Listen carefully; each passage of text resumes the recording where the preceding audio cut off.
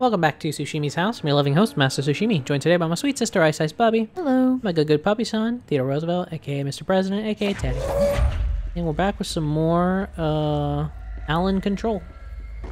Yeah, Allen Control. Black market. Official findings report illegal altered item market, a black market hub specializing in the trade of occult talismans, relics, and other assorted ceremonial objects, as well as genuine altered and paranatural materials, was raided in Redacted, Czech Republic, by a team of special investigators. Unsuccessful attempts by suspects to escape using altered items resulted in numerous casualties and prevented the Bureau from questioning all participants. The following interrogations revealed that not only is there a vast network of these retailers, but that they seem to be gathering information on altered items and other paranatural materials from sources unknown to the Bureau. The Bureau's concern here is threefold. A, there is a growing underground market for paranatural materials, which implies a growing awareness of their existence among a niche group of the general public. B, these criminal individuals do not seem aware of these items' paranatural powers, and their attempts to activate them could prove devastating if done in populated areas. C, the motivations of these collectors are largely unknown. Refer to file 512-0221 for full report. It is pretty upsetting. That is, yeah. That ain't good. Active investigations. Oh shit. But referring back to when we were in Ecuador and we were at the beach with our... Oh. Darkness everywhere. New day, same old bloody city. Said the whole place. 3 like new missions. Interesting that we would find them down here, but sure.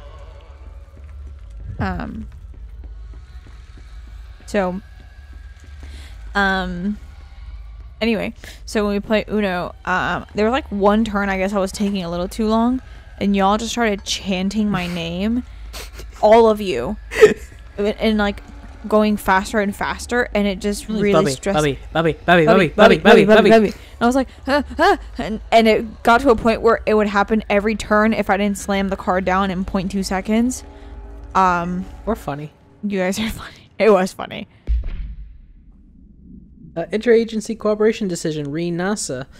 Following the NASA-FBC Coordination Agreement of 1972, the Bureau has provided NASA with numerous technological advancements based on our research, including the black rock lining, now found on all spacefaring vessels. In return, all data gathered during space missions is made available to Bureau researchers for to analyze. Recently, certain individuals have raised the concern that this relationship does not adequately benefit the Bureau, either intellectually or financially. A thorough investigation of the costs accrued by both organizations has shown the expense of NASA's recent launch of the Redacted far outweighs any spending related to the processing and delivery of black rock from its medium Earth orbit. The Redacted will provide the Bureau with an unparalleled resource for remotely monitoring the and photographing AWE sites, a resource that will be lost if the partnership ends. It is the opinion of this committee that maintaining a cooperative relationship with our colleagues at NASA is of vital importance. Refer to file 381-4812-44. So not, I swear I've been in this bathroom 6 times. No, I haven't. No, not this one. They just all look very similar.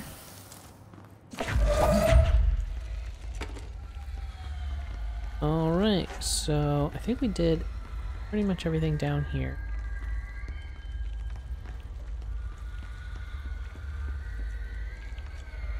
I don't love everything being this dark. But it's Alan Wake, it represents his darkness.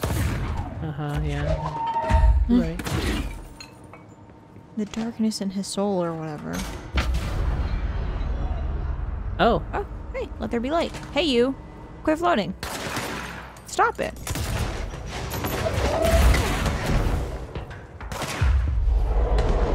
actually, yeah, you not? work for me now.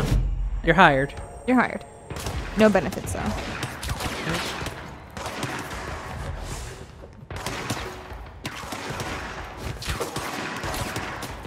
Yeah, y'all play each other now.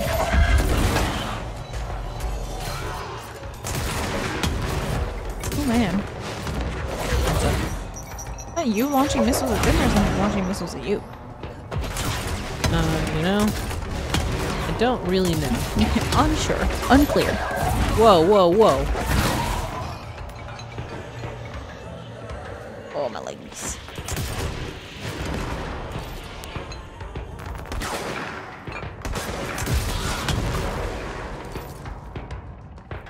that flag had collision and it made me upset.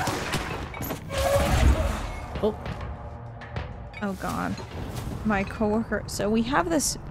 There's this one doctor we work with who's like, there's no way he does not smoke some good stuff, because he is like, and more so recently because he's gotten like real chill, real comfortable. Yeah. And so one of my coworkers was like, I completely forgot to tell you guys that they went and saw a patient together, and the patient was blind, and the doctor asked her, can you see anything? And she said no, and he said, damn, that's a shame, you can't see how good I look.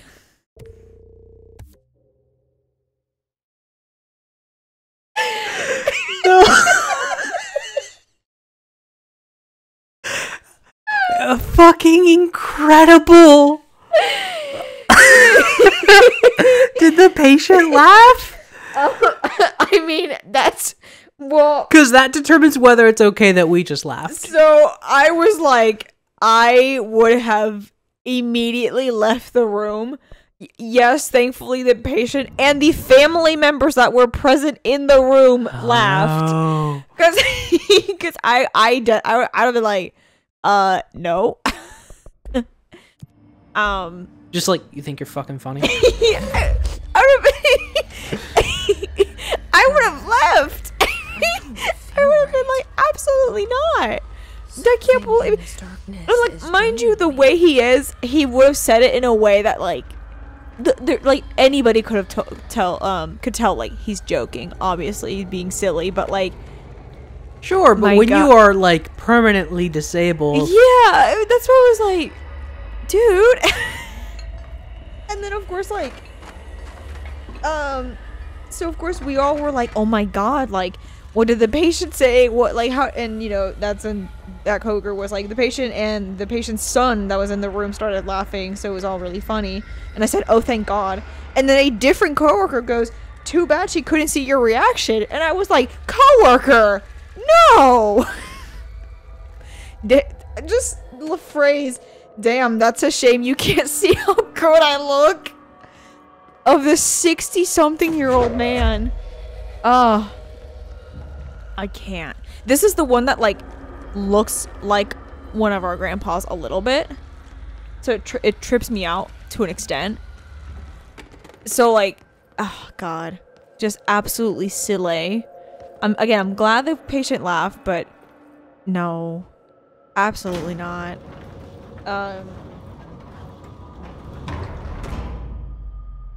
Wild. And then different coworker, me as a doctor, different coworker was like, this different coworker was like, this same doctor, I guess it's Hartman. Come on, elevator, time to go.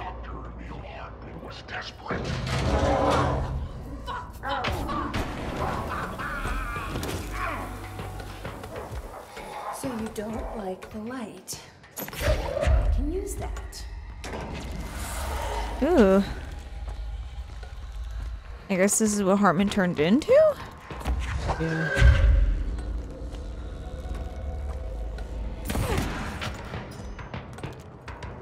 Where'd you go? I think he's just like lurking. I don't like that.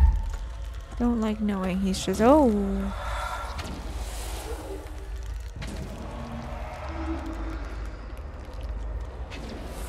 I don't like knowing. Ah!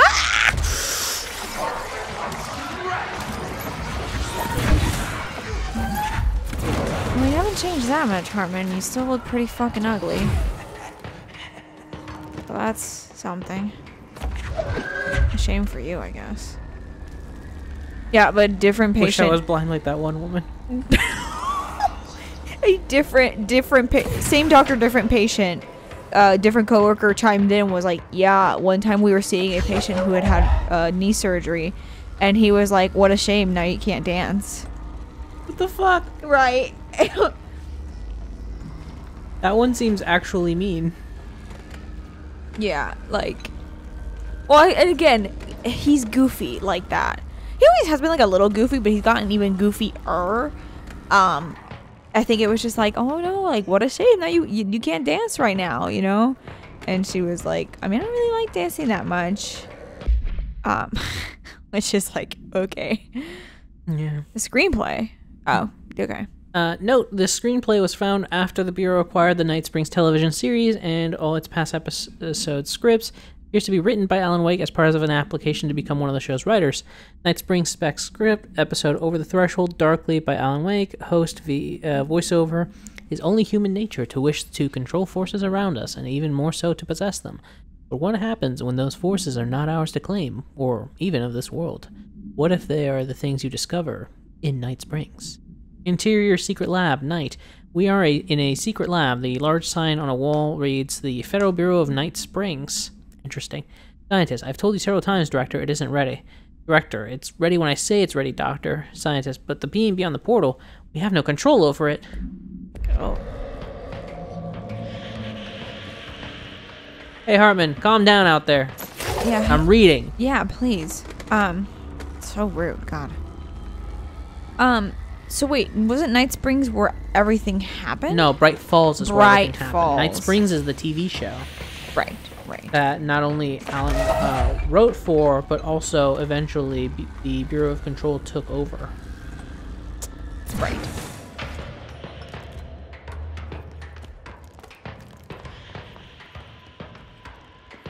Where are you at?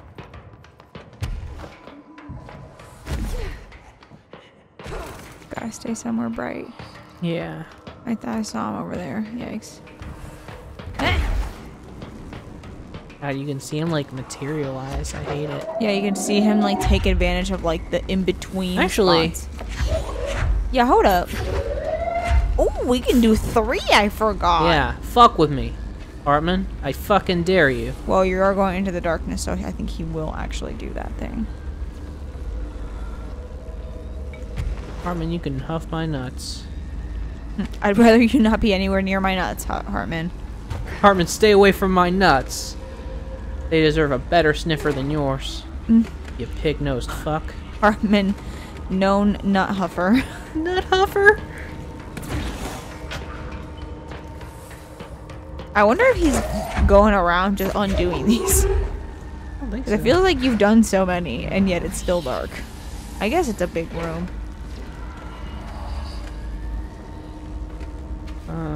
There's another one. Where? Oh, I'm sorry. I thought I saw one down there.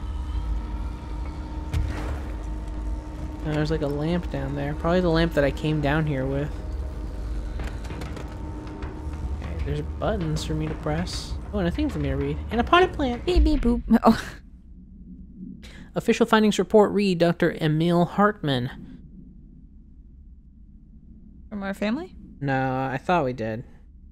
Fucking Sugoi Mart. You buy one thing from them and they're like, hey, buy stuff nonstop. Buy so many things.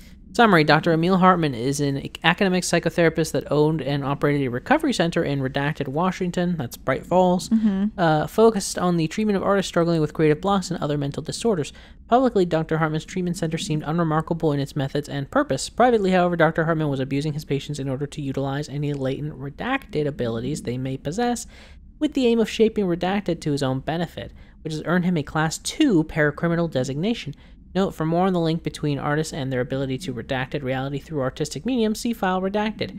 Investigation has proven that Dr. Hartman's illegal endeavors were conducted alone. After being approached by the Bureau during the Redacted investigation, he displayed no remorse or intention to cease his actions. Dr. Hartman was taken into custody, evaluated, and released Redacted months later, having been deemed a negligible threat. His medical license has been permanently revoked.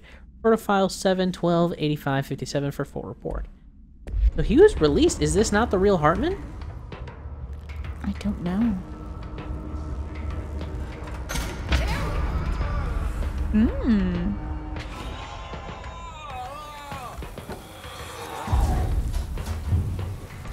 I hate that. How do you like that? I do like that actually, Jess. That was funny. Yeah, it's not often that she's like a little bit cocky. Which is fair. When this is kind of your line of work, it's hard to be cocky. Ocean View Motel Observation Report. An excursion into the Ocean View Motel Casino discovered a previously unseen door in the lobby hallway.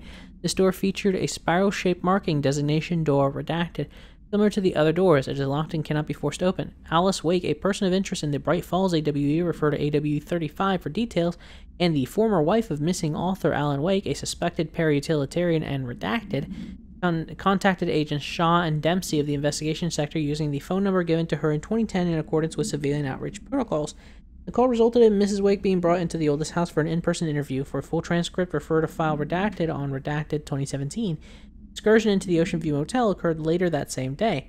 Conclusion: determining whether this was a basic synchronicity event, if Alice Wake was responsible for its appearance, or if the door itself relates to AWE 35, is paramount. She should be returned to the oldest house.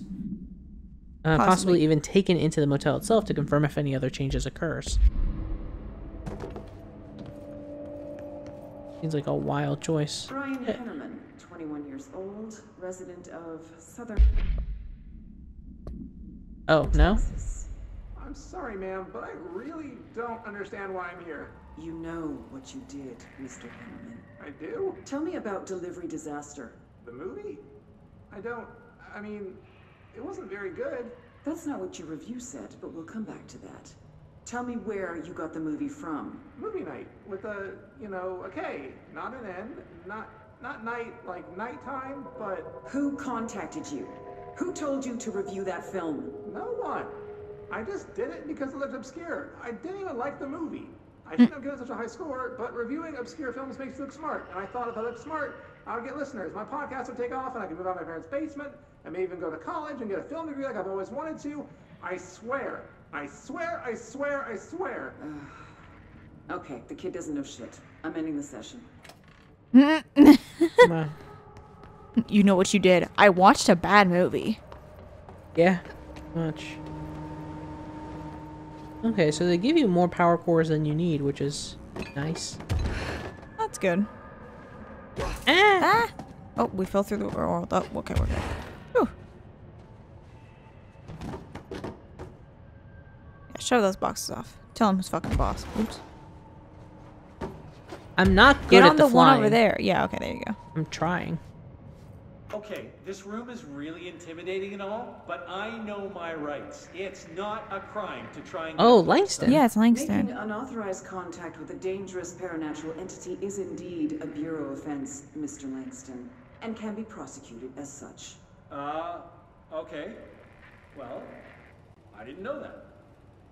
Listen, this is being blown way out of proportion. All that happened is I heard Dr. Hartman had been brought in, and since I'm a huge Alan Wake fan, I thought it'd be cool to get a copy of The Creator's Dilemma signed. That's a book that Hartman wrote about... We know what it is. Okay, good. So yeah, I was just looking to fill out my Wake collection. I certainly didn't know Hartman had turned into some kind of shadow zombie. That's a completely inaccurate description. Whatever, listen, I'm just a desk jockey. Oh, this is way before he, like, got into his higher position. Yeah, of course. Don't come down on me like this. I made one mistake. I mean, I see people break the rules all the time and no one is pulling them into dark rooms to yell at them. Yesterday, Dave Gleason and his crew were talking to that empty spacesuit and laughing their heads off. We're letting you off with a warning, Mr. Langston. But this is going on your record, so one more screw-up and our next chat won't be so friendly. Great. That is just great to hear. Actually, Thank you. they Thank don't you. really specify when this Hey, happens. is there any chance I could get my copy of The Creator's Dilemma back? Get out. This might have been like last week. That Because Langston is a little bit like squirrely like that. That's true.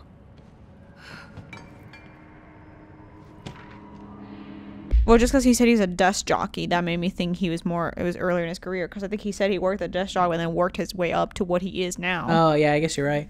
Vending machine AI81KE, continuing procedure unknown. Testing in the investigation sector is currently ongoing. Description / altered effect. Vending machine. Its front covered in a faux wood panel. Coin-operated buttons for selecting food products. The item generates a store and stores a variety of materials, both edible and otherwise, in its rows of internal trays. Initial testing suggests the items react to the mind of the individual in closest proximity and will produce whatever they subconsciously desire. attempts to cause the item to create a living redacted have consistently failed.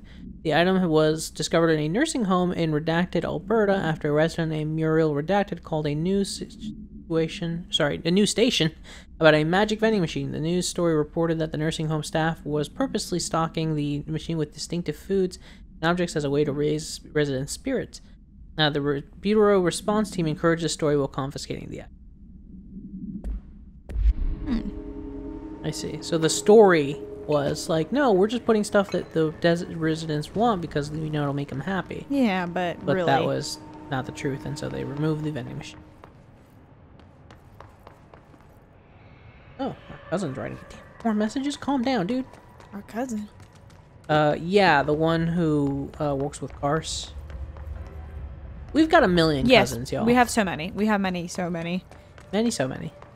I mean, each of our parents has 5 siblings, so you do the math there. Even if just each sibling has 1 kid, that's already 10 cousins. Yeah. And that was not the math, let me tell you. And literally only one of those didn't have was any just children. like, nah, not gonna get married, not gonna have kids. One. Yeah.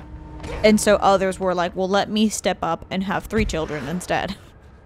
And so, again, you do the math on how many cousins we have. Okay, so the elevator ended up not working. Does it just straight up not work? Probably does now. I think it was just part of the you know, movie magic. What are you doing in investigations? Jesus, don't scare me like that, Langston. If you're talking right now, I can't hear you. It's a one-way system. Try to find an intercom. Oh, Langston. Oh, wait, next time. It's me, Oh, shit. Jesse. Well, I know. I can see you on the monitors. Yeah, pause. Yeah. Alright, cool. Alright, yeah, next time it's Yoshi's house. More of this. Later. bye. You gotta know you're in for something special.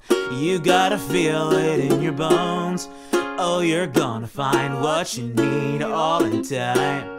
If you're looking for it, na na na na na na. If you're looking for